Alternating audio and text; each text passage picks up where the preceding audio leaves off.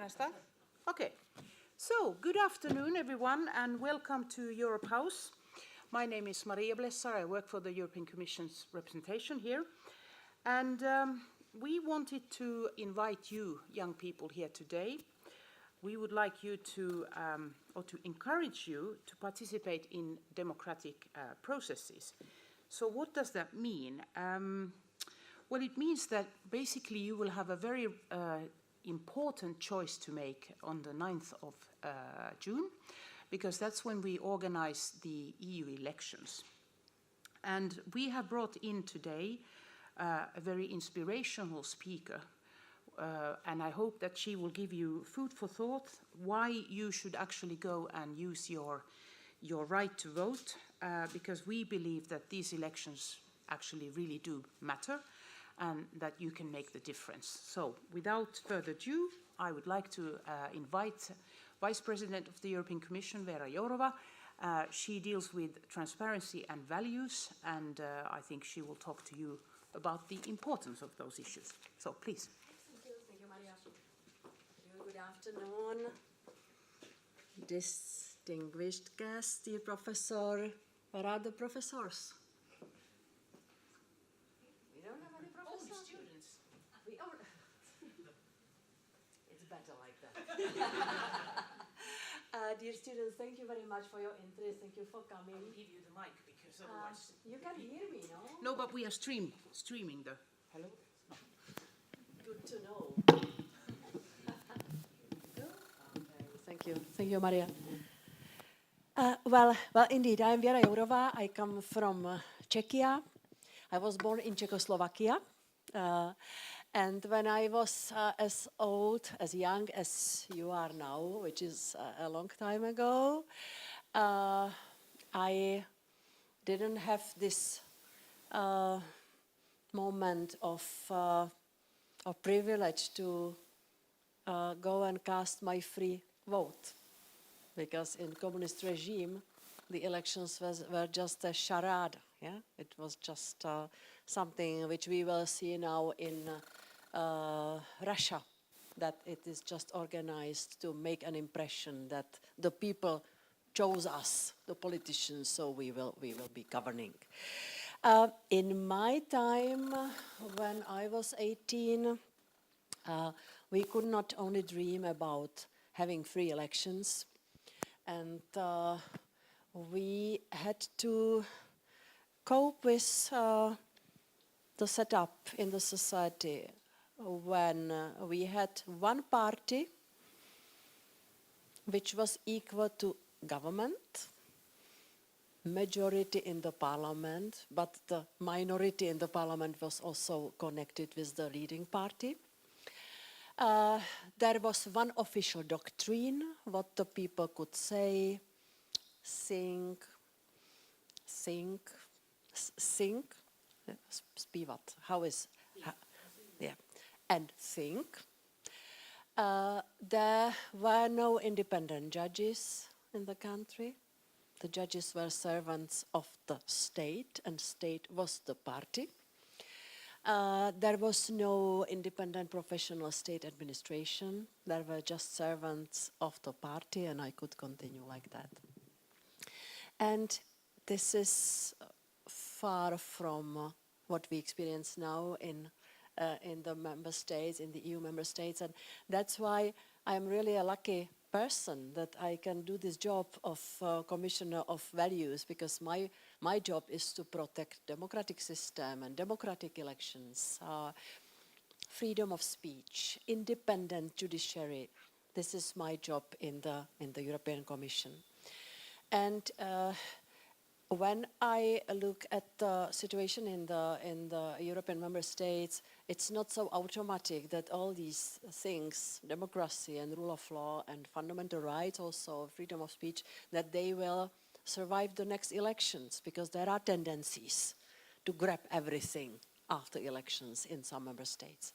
So that's why I always have to say that we should not take it for granted that we have democracy, that democracy is not a perpetuum mobile, that we have to protect it, and the best method how to protect democracy, in fact, is to have free and fair elections where we see highest possible turnout in the elections.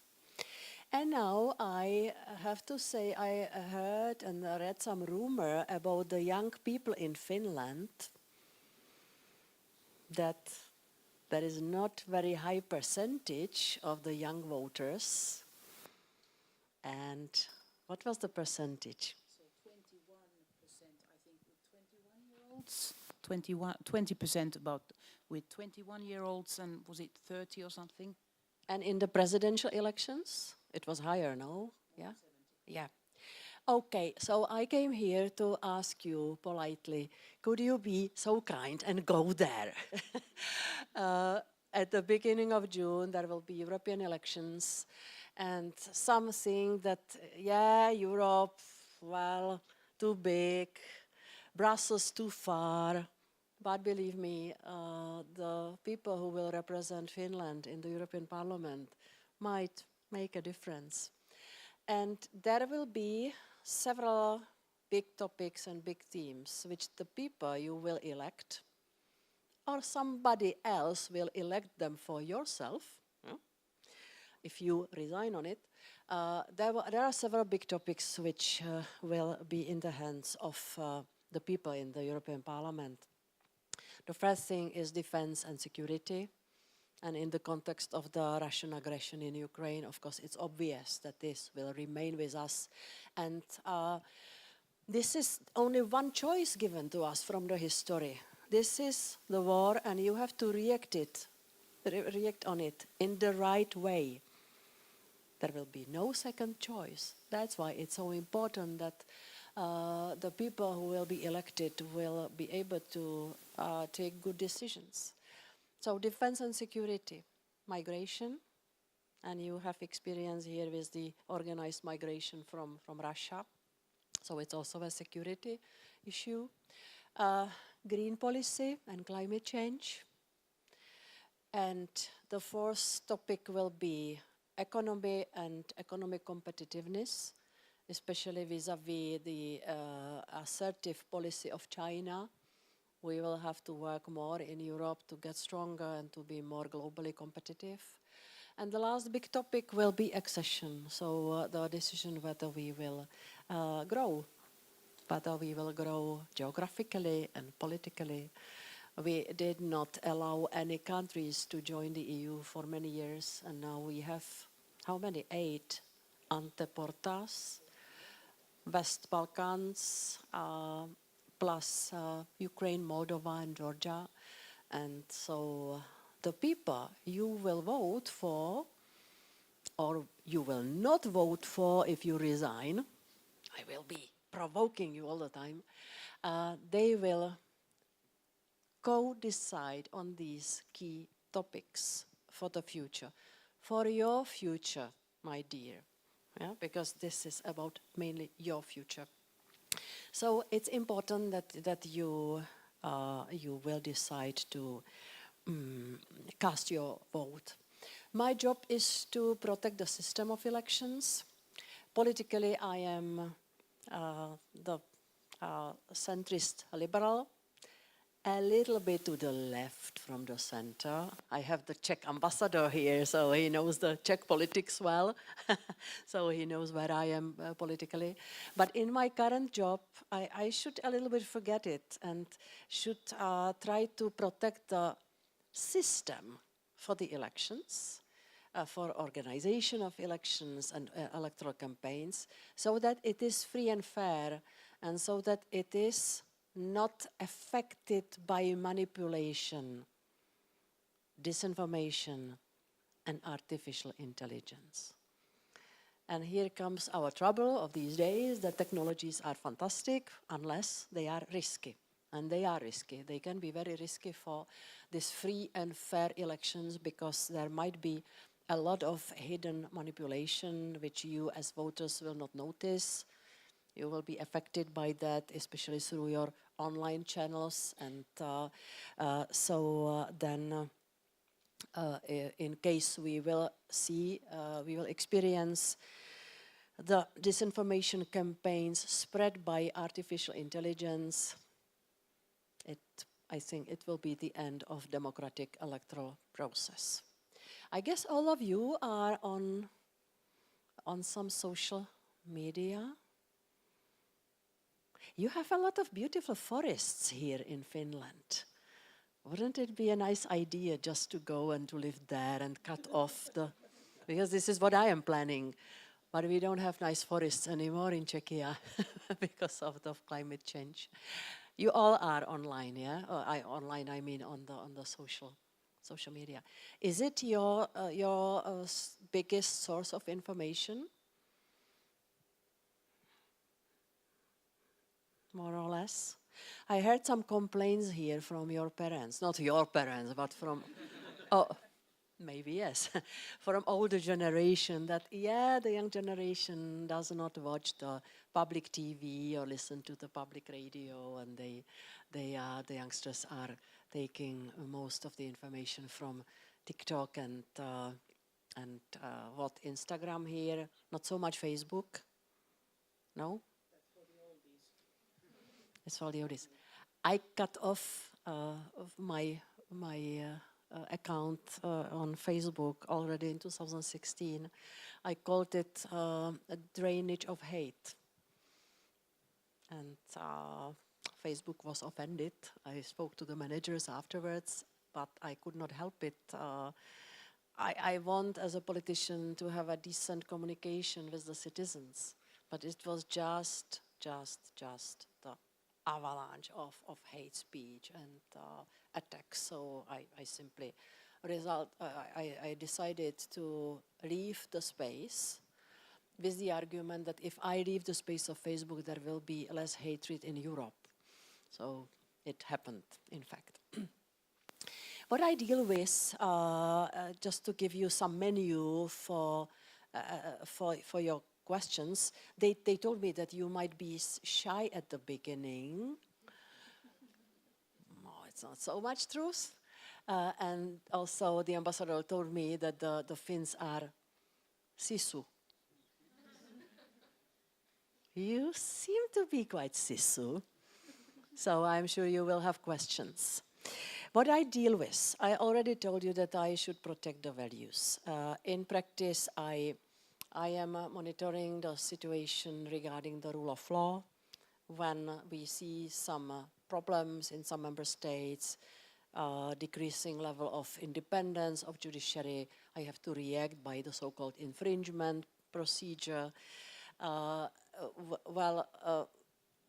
When it comes to protection of democracy, I deal with the digital sphere, disinformation, hate speech, crime online. I was cooperating very intensely on the legislation against terrorism online. Now violence against women online, it's the newest directive, so these are my topics. I proposed the first ever European media law. It's called Media Freedom Act, which seeks to protect the public service media and independent media in the member states, to protect them also against the influence of the digital platforms where you all are hanging every day. And so these are my topics where we will never be finished, because the protection of democracy and rule of law and fundamental rights have to continue and have to be strengthened also in some aspects. I have nice speech here, yeah, on this table.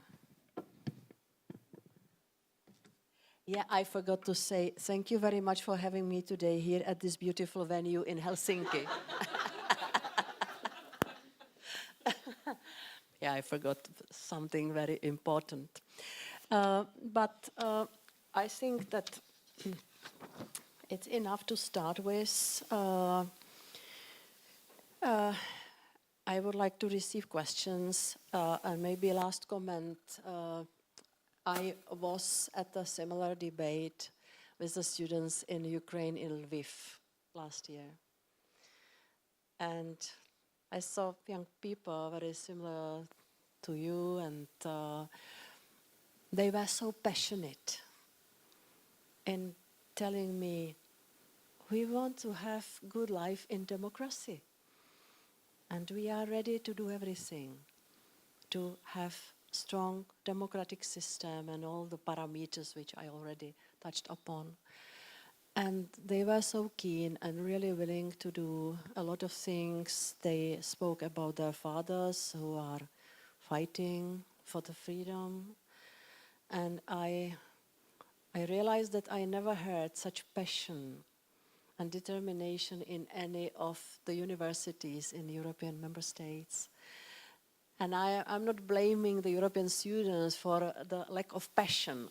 I just want to say that if you are lacking something or missing something, you have some stronger motivation to go for it and to protect it. In Finland, what I really appreciate and recognize, and that's the reason why I'm here today, is the robustness of the society, which does not allow the Russian propaganda to start winning the public opinion here. Russian propaganda is very strong in most of the European member states, and Russian propaganda also is so well designed on the brains and hearts of people in the member states that they are quite successful and winning more and more support. More and more support for the obvious lies, saying that Ukrainians started the war, that Ukrainians were endangering Russia, that there were no dead people in Bucha, that they were just hired actors. These kind of horrifying fairy tales which Putin is spreading and distributing in the EU, and the people, part of the society believes that. I don't see this in Finland, and I heard a lot from your ministers and the experts that it's thanks to two things. Very bad experience in history with Russia. Absolutely clear understanding who Putin is and what Russian imperialism wants. That they want to grab back the former satellites, like also my country. And the second, high level of education and media literacy and critical thinking. And I came to Finland to learn how you do it here and how to help other member states to achieve such level of preparedness and robustness to be able to react properly on the Russian propaganda. So it's just the explanation why I am here. Well, good. You are a bit shy. Sit at the front. Sit? Forget it. Stand as well. When I sit, I will lose dominance over the auditorium, yeah? Yes. The first question. Yes, please. Kati, there.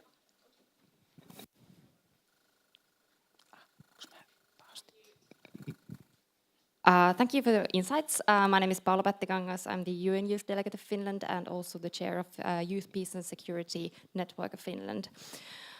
To achieve peaceful, resilient and sustainable Europe, EU and also the world, we need to take into account also future generations. So I want to ask how the theme of rights of future generation is relevant in your work, meaning also the recognition, but also guaranteeing the rights of future generations. Thank you. How the voice of the young people is heard, or can you? How the theme of rights of future generations, and future generations can include young people. One definition for future generations is those generations, for example, 7 next generations who haven't got the power yet. So part of young people can be defined as future generations. And this means like the long-term plan, not only like 5 to 10 years ahead of time. Yeah, well, I represent the European Commission, so I will be quite concrete on what we are doing and how we try to engage the young generation into the decision making, because we take decisions which will influence your life, as I said before. So it was the reason why we organized the conference on the future of Europe, where there was a quota for the young people to take part in the decisions on what should be the next steps and next policies of the EU. I think that we had a quota of 30% of those participating actively in the conference for the people up to 25 years of age, if I remember well. So it was a big portion of those who were engaged. There were 10 topics where the young people really had a strong voice and formulated the plans for the EU.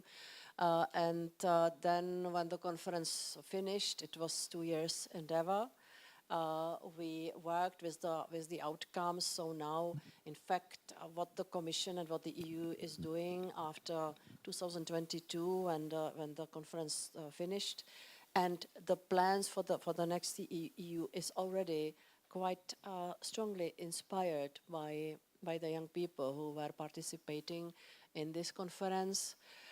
There was also a digital platform where we had millions of contributions, and it was a very broad collection of opinions, mainly from young people. So it was a strong impulse, and I think that the EU has to continue doing these surveys and asking questions, opening consultations, and I think that we have to be more active, because the young people show to us in every member state that they have other worries. They have their mostly, I hope, happy private lives and own careers and you know, own things, and that young people do not. She's taking photos from there, yeah. She's everywhere. No, I mean that it's not a typical first-hand reaction of the or attitude of the young people to take care of public things, common things. Yeah, you agree with me? And that's why we really try to do a lot of things to prick them and to ask them about their opinions and how they see the future. Especially in the era of digital transformation, it's absolutely needed that the young people are also the one of the leading voices, because my generation cannot understand anymore a lot of things, which good things which the technologies are promising, but also some risks. So if you will invent some more systemic way how to engage the young people, just tell me. We still have some time. We have the next question here in the front. Hi, my name is Kati Sista. I'm from the Scouts and Guides of Finland, and I'm so happy that you asked for a proposal, because we actually have one developed by young Europeans and European youth in Finland as a member organization of Jeff Europe, which the idea is supported by many Finnish youth organizations. So it's the idea of European Youth Initiative. The idea is basically to consult annually young people from all over Europe to develop and collect their proposals, which would then be voted on by the young people, discussed by the young people, and then to be presented to the European Commission for further discussion and possibly making it happen as well. I'm not sure if you're familiar with the proposal, and I'm sure we can share the idea with you or your cabinet if this could be something that would be interesting for you. But I also wanted to ask, as a lot of young people are not able to vote yet due to different reasons. I know in some countries young people can vote at 16, but for instance here in Finland they cannot. So I was going to ask, how do you see participation of young people who are under 18 or who cannot vote yet, and what kind of measures can be done for making their voices heard on European level as well? Thank you. Well, of course, it's problematic when you don't have the voting right. You cannot directly influence the elections. But I think that today there are a lot of ways how to influence those who can cast their vote. Yeah. So here it is from 18. Yeah. Yeah. There are several states where we have 16. Also, it was my recommendation to the member states to decrease the age. And so you have to wait for the age of 18, but below you really, I think, can have a lot of ways how to influence through the social media mainly. And I have to recognize a good feature of the social media in this aspect, that you can have your voice heard and influence others. Of course, through your parents as well, no? There was a method. I will not name the country. It's somewhere in the east of Europe. When the young generation was fearful that the older generation will vote somebody they didn't want as president of the country, they took the passports of their grannies and grandpas. And they gave it to them after elections. I swear it's true. And the vote was successful. They voted for pro-European president, a very, very progressive person. So it's not the method I am advising, yeah? Can we cut it off the... Yeah. Ignore it. No, but I think that also the discussions in the family might be useful. Okay, any other questions? Yes, the gentleman here. So we have seen that Hungary has tried to stop aid to Ukraine, and you could even say that they have been playing straight to Russia's pockets. So the question is, what is Hungary's future in the EU? Hungary is one of the member states which enjoys all the rights. That's a primary thing. We have to recognize it, as well as we have to recognize the Prime Minister of Hungary, Viktor Orbán. We recognized the elections which were in Hungary, although we said that it was very difficult to do the campaign as the opposition, because most of the media were and still are on the side of the governing party. Also because of huge money which is paid to the so-called independent media in the country from the public budgets. Public budgets meaning party budgets. And that's the trouble, yeah? That state means the party. It should not be this way. And I am criticizing Hungary for a long time, because this is the textbook case of how it should not look like. That when you win the elections, you should respect the limitation of powers which you have in your own constitution, which says that if you are the winner of the elections, you must keep independent judiciary being independent, and the media, don't touch it. Professional state administration, academic freedoms. These are territories where even as the winner, I wanted to say victor, winner of the elections should not interfere. All that is happening in Hungary. That's why I said to the media that in Hungary we see ill democracy, not illiberal democracy. And then we had some trouble between Budapest and Brussels when I said it. But the future of Hungary is mainly in the hands of Hungarian people. First of all, we have to wait for their choice, hopefully autonomous choice. So again, the case of media is important. If you ask about whether there is some legal way of, how to say it nicely, Evo, advise me. Jak se zbavit státu? Okay, how to get rid of the state. She was just, I hoped she will translate it in an intelligent way, diplomatic language. But the answer is no. There is no mechanism. I said several times that the creators of the basic treaty for the EU didn't have enough fantasy to imagine Viktor Orban. And I think that it's true that there is no provision which could help us to get rid of the country which is not a team player. And you know, Hungary had a lot of negative positions on many things which the EU wanted to agree on. It's legitimate. Yeah, because the EU should not impose one only solution.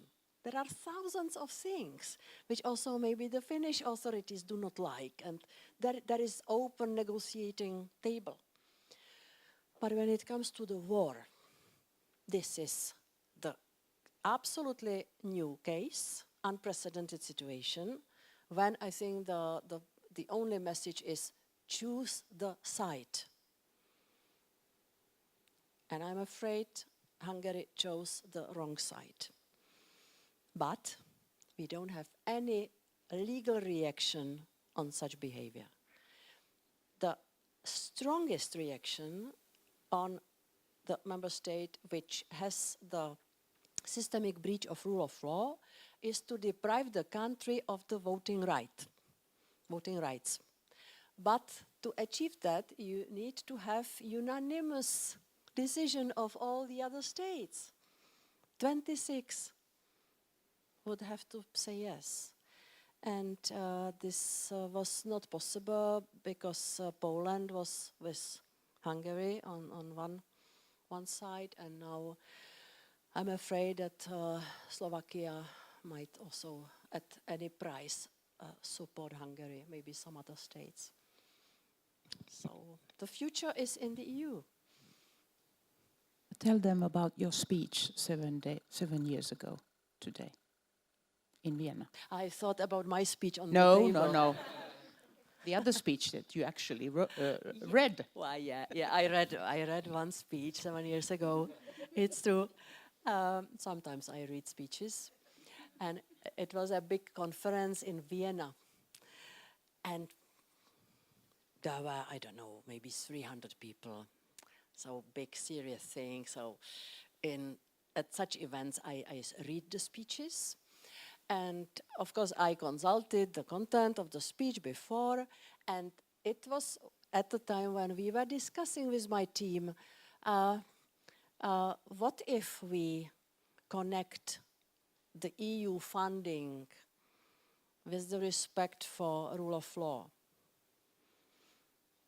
Because I was desperate that I cannot push Hungary towards some change of attitude. And I had in my head some kind of slogan that who doesn't understand the values might understand the money. That's why we were inventing some way of connecting the money with the rule of law. And why Maria wants me to tell you, because I described the situation in Vienna exactly 7 years ago. I was reading the speech, and I didn't know that my speechwriter put it into the speech that we should we should connect or condition the EU money by respect for the rule of law. And I was reading the speech, and suddenly I saw it there, and my eyes were bigger and bigger, because I was not decided yet that I will say it publicly, because it was a shrapnel, it was an atomic bomb, yeah? And yes, okay, so I read it, it was on camera, okay, so then I had to defend the proposal, and many politicians in the EU, not only from Hungary but from many other states, were angry that I am demolishing one of the very certain and traditional things, that there is the right to get the EU funding, unconditional right. And I didn't find it very smart, because there should be some conditions. So now we have the conditionality, and on that basis we are blocking now several billions of euros to Hungary. And we are pushing them to do reforms of judiciary and of prosecution and also of procurement system. And at the same time, we are discussing that Poland could soon get money because they are doing the changes to their judiciary. But unless we have another question, could I ask you something, if you don't mind? How many of you have already turned 18? Okay, not quite all. You just broke the GDPR rule, my dear. I don't have any names. I don't have any names. How many of you will go and vote because of her speech? No hands. One. Okay, we have to do better than this. What should we do? I should stress them more. Okay, that's the right answer. You vote anyways. Okay, good. But anyway, we had a question there, so please.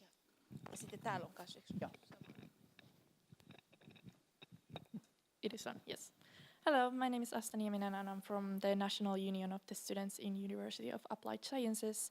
SAMOK, so us, our European umbrella organization, European Students' Union, and other national student unions in Europe are advocating for student at risk program to be the top list in the EU. For instance, inside the Erasmus Plus program, students at risk program would give potentially pursued higher education student the possibility to finish their studies in the other EU country and provide them with the full grant for the duration of their studies. So the aim of the invitation is to offer the opportunity to continue their studies at another European higher education institution to students acting as a human rights advocates who are denied to the right to education or other human right to their own social activities in their home country. Some countries have started to establish these programs nationally, but we believe it would be more efficient when established in EU level. What are your thoughts on that kind of initiative? Well, I am not responsible for Erasmus Plus, but I find it one of the most useful projects and programs we have. So if you have a proposal, as you said, it is the proposal of the roof organization or organizations, could you please send it to me via Maria, and I will speak to the commissioner who is responsible for Erasmus. And maybe we could agree with her, it's a Bulgarian colleague, that we might deliver that idea to the new commissioner who will come in in autumn, I hope. I promised my family to be back at Christmas already. But this might be an interesting idea. Of course, Erasmus Plus is a great program, but it could be improved, and there might be some new ideas coming. For the moment, I think the statistics speaks about 14. Is it possible? 14 million? It is possible. 14 million students who went through the Erasmus Plus studies, and you know how many babies came from it? How many would you say? It's a very productive program. As a consequence of Erasmus, we have 1 million more babies in the EU. Yeah, that's a good thing. We need the future taxpayers. Okay, we have at least two questions. Okay. The hand has been raised there. Send it to me, and also, Madam, you sent us the initiative. This there, just behind you. Yes, hi. So my name is Elisaveta. I'm from the European School of Helsinki. I had a question regarding the sanctions that have been imposed, of course, on Russia after the aggression on Ukraine, which, of course, the sanctions are completely understandable, and of course, they have a reason to be there. However, it seems so that the sanctions affect more the individuals rather than politicians. And in fact, this can be seen if you know the Anti-Corruption Foundation, which was run by Navalny and his team. They have recently made their own investigation and have shown that, in fact, there are criminals from Russia that still own property in England or Spain. Now, of course, England is already not in the EU, so understandably, that's probably not our topic. However, in Spain, they still do own property. And the question is, how do we deal with that? Should the EU proceed with that? Because in the end, it so happens that people that are innocent, that are just happen to be Russians, face more consequence than the politicians. Because in the end, the politicians overall don't actually, they're not really affected in the end when you think about it. And the big issue is that the Russian propaganda thrives on the fact that EU is an enemy and that Europe will never accept Russians. That's what Russians are told every day. They're told that everyone hates them around, so that's why they should believe in what Russia promotes. So my question to you, and of course I get that in the European Commission probably of course it's not that you could specifically go through this issue, but I was just wondering what you think, how the EU should proceed with that. Well, the method is clear, and it is to do the permanent search for the people who have the right to appear on the sanctions list. Navalny's foundation, and I spoke to them last year in spring, I think, they had on the list 6,000 people, mainly politicians and business people. And I had to tell them that we take this list seriously and that we have several different sources which we have to scrutinize properly so that to place on the sanction list only the people who deserve to be there. And we need to prove the connection with the hostile regime, which is not always easy. And I am not doing this job, it's for our external service, but I know that they have very strict and objective assessment using the different information sources about the concrete people, and before we place them on the list, we need to be absolutely sure that they are people who really need to be there. I think now in the 13th sanction package we have 139 new ones. So altogether, don't you remember, Eva, the list already is almost 2,000. And so indeed it's not 6,000 from Navalny's list. But this is a permanent check and assessment of concrete people. So the worst thing is that the sanctions are being circumvented and that the exports, although they are prohibited, they get to Russia through different proxies in the world. And we proposed the legislation against those who are not abusing the sanctions, who are not compliant with the sanctions and prohibitions, but the legislation is still hanging in the legislative process, so we cannot act strongly against them. Here I have in mind mainly the exporters from the EU. Yes. Okay. I am on the Russian sanctions We list, have 3 questions. by the way. Okay. We start from here and then we come to you. So, yes, you, the first 3 lady. questions, I have to write them. All right, thank you very much. So my name is Janina Brunfeldt and I'm also from SAMOK, which was the National Union of Students in Finnish UASS. And my base for this question is that the number of mobility periods in Finnish higher education students has been decreasing since 2016, and it has had a negative impact of students' internationalization. That's a hard word. So therefore, the European Union should increase resources in the Erasmus Plus program. And question is, will Erasmus Plus program funding be increased for the next MFF period? I guess yes, because we already did some increase. We increased the funding in the new budget, and I think that there is a plan to strengthen it further on. But you could send me again the proposal, because I will give your best regards to the commissioner responsible for Erasmus. And Maria, don't you remember the increase of the budget and of the capacities? It was done 2 years ago. It was so, done, yeah. not now at the midterm, but earlier. Yes, yes. Yes. Thank you, and thank you, Vice President, for hosting the afternoon for us.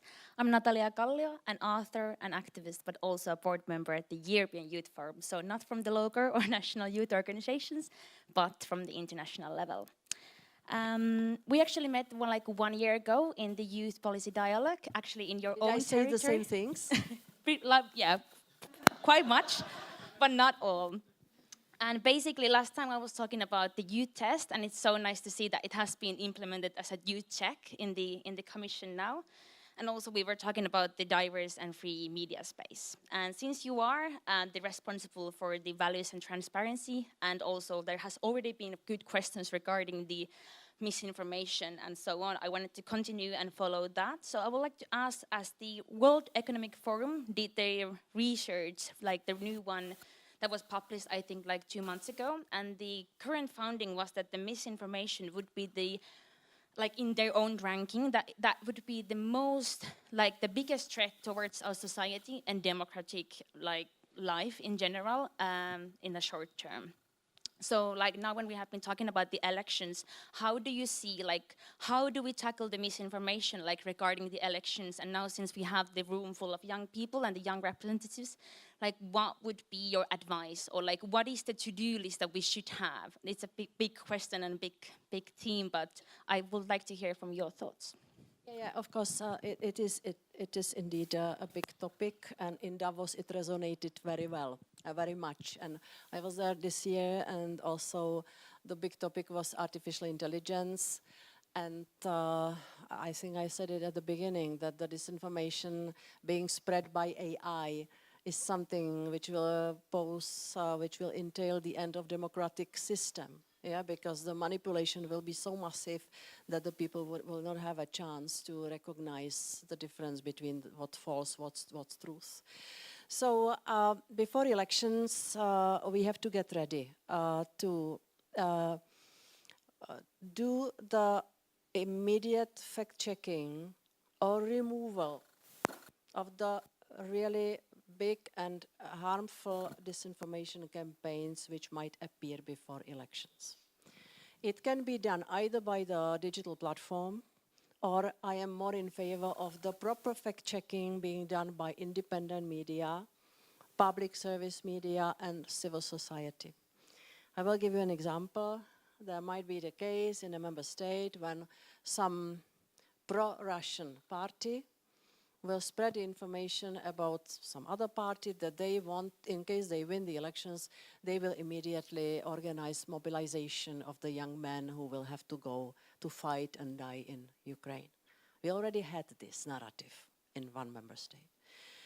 And so this kind of very harmful narrative, which might have big impact, also in the sense of creating panic in the society, it has to be removed.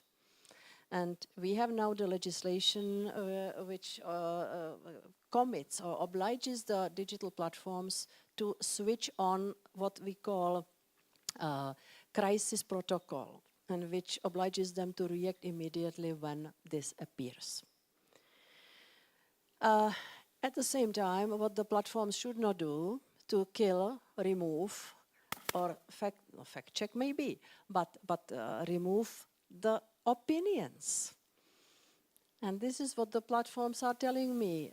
Well, we are asked every day by hundreds of different politicians and political parties to remove this or that thing, but it's opinion.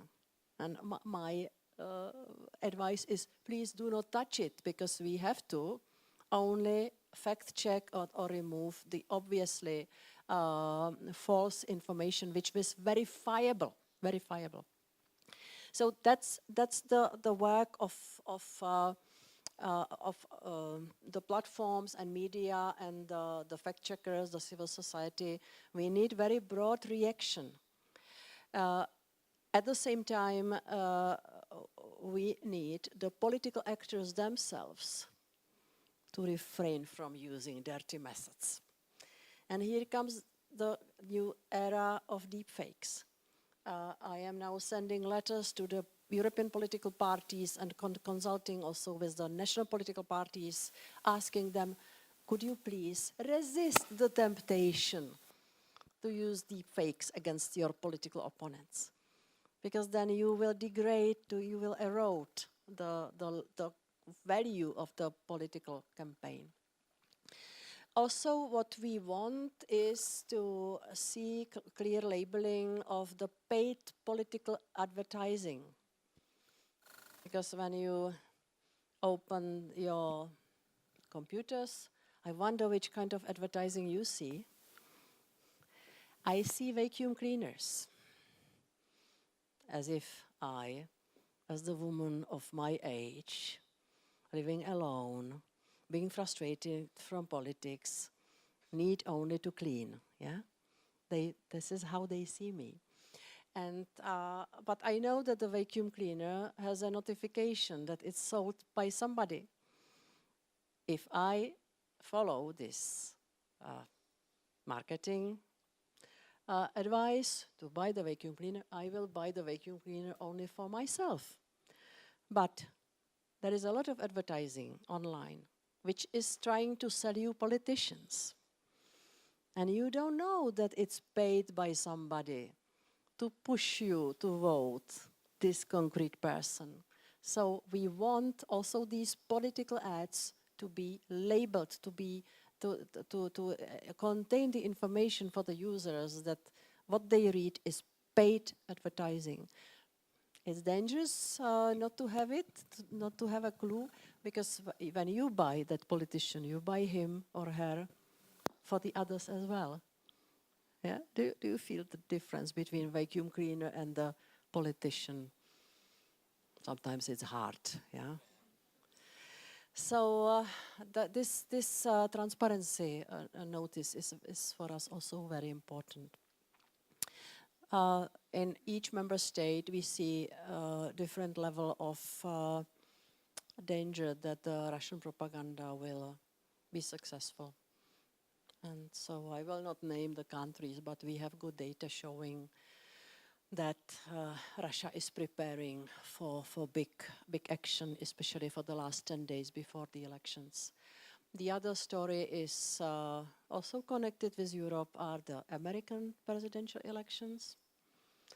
And I am going at the end of March to Washington to speak to also relevant partners for discussion about how they are going to make the protection, the electoral system better protected, more robust against the cyber attacks and against the disinformation campaigns attacks. So I wonder how the Americans are preparing, because the result of these elections will influence the whole world. Okay, I think we have two more questions at least still. Oh, third one just came. I will have to be shorter. There, and there. Tell you. And we only have 5 minutes or so. Can I speak? Oh, thank you. Well, I have a couple of more questions to ask, but then I'll keep it short, you know. So first, you talked about in the beginning earlier. You talked about how Europe should grow and expand more.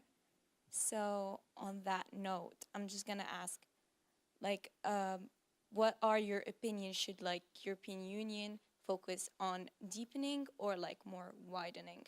Because you know all the troubles within European Union are already I would say, escalating these days. And then also you have all the other countries that want to join, and then they're put on hold. For example, Turkey, who's been like rejected 3 times or something, and all the other candidates for the place are all in trouble, like Albania, Georgia and everything. They all have issues, the same thing. So what are your thoughts on that? And then I have a question, and maybe it's personal, it's not about European Union, but I'm 18. I thought Oh. you will ask me. Oh, no, oh, no. Women do not ask women about their age. That's number 1 rule. But the second question is not very personal, but just about international politics. It's about the situation with Gaza and Israel. And I would like to know your opinion as a vice president of the commission. And about the people voting, I mean youth voting for the elections coming soon. I would recommend like more advertising, just like more on social media that are more popular for young people. For example, TikTok and, I don't know, Instagram, things like that. Let's take the other questions all in one go. Yeah? I would have to write them. Okay. Let All right. me answer Okay. now. No. Thank you. On the platforms, they themselves want to do something to invite the young people to elections. And they, of course, some of them are closer to them, especially TikTok and some national platforms. But you have to do the marketing, or if I may say, invitation on the places where the young people are. Yeah, so I think that there are many smart ways how to invite the young people. I don't think that our young generation needs to be hysterized or panicked to go to elect. What I mean by that, we see it as a new trend that the political marketing flies more and more on emotions. And what are emotions? Tell me some positive emotion. Happiness, fantastic. What? Hope, yes. Do you think we are in the atmosphere which will create strong motivation on the basis of these positive emotions? I think yes, but stronger are negative emotions, and it's fear, uncertainty, anxiety, hatred. And so I'm afraid that part of the society will respond to invitation to go to elections on the basis of these,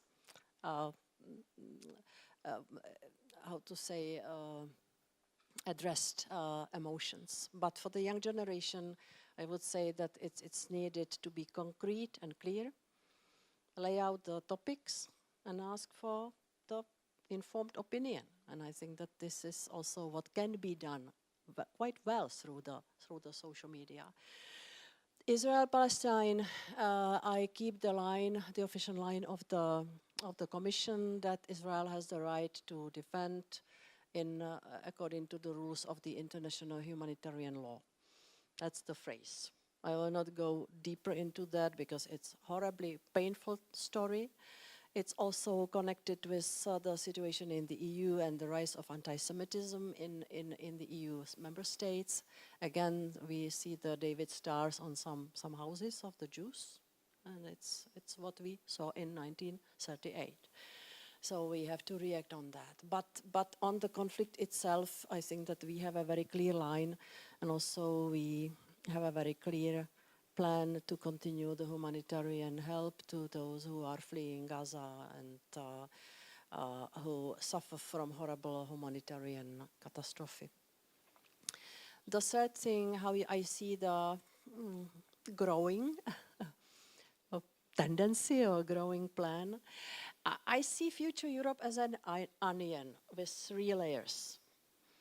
The core layer inside, a full membership, with all the rights and duties which the member states have, which is demanding, which is very sometimes difficult to adapt to when you are entering this sphere. But we have now, I think, 8 states which want to go in, and they have to adapt their rules and institutions to this internal circle.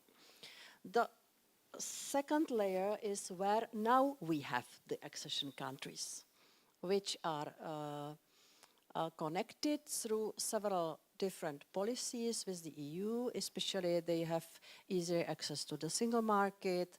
We are connected through the common transport infrastructure, energy grid, roaming is in the making. You know, so this second circle can be quite close to the internal circle, but still not being fully in and enjoying the full level of benefits.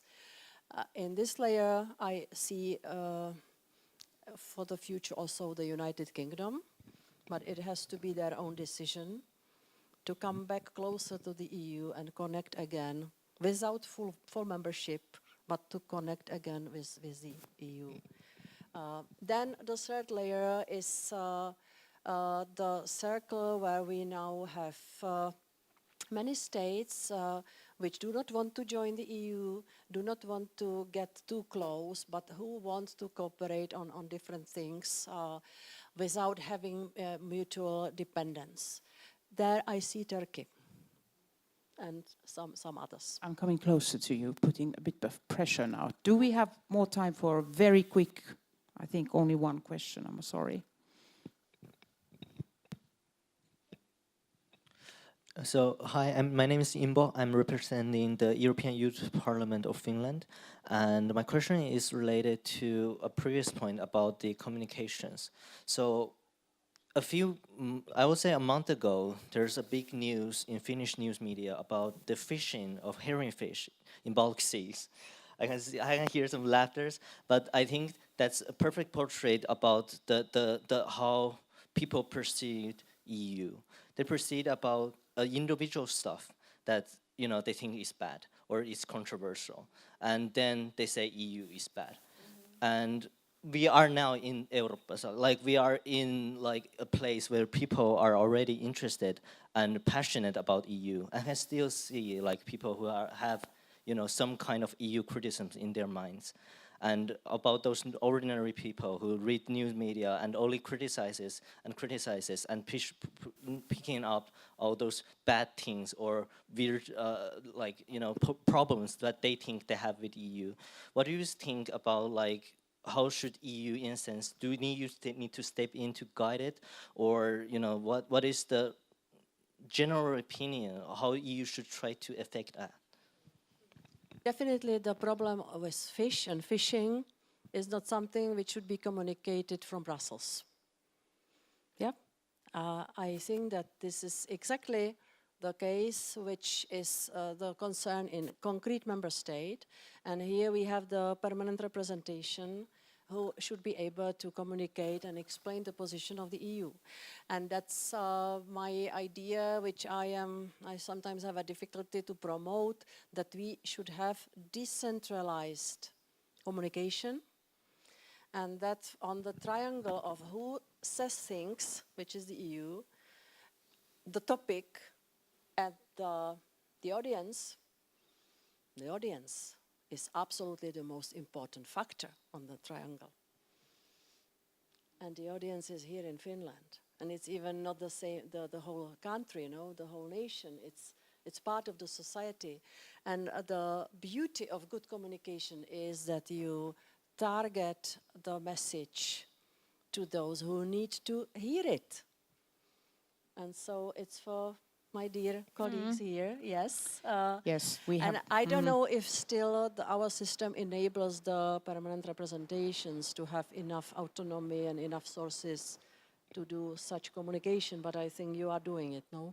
We absolutely, we intervened once we noticed that in the media some erroneous messages were going through. So we were quick then to take back the media space. But the difficulty is that even the national broadcasting company took a press release of one interest group and made it as if that had been the decision of the Commission and the news. So, you know, we have to deal with this reality. But what was wrong with the fishes? You will explain I'll explain to you.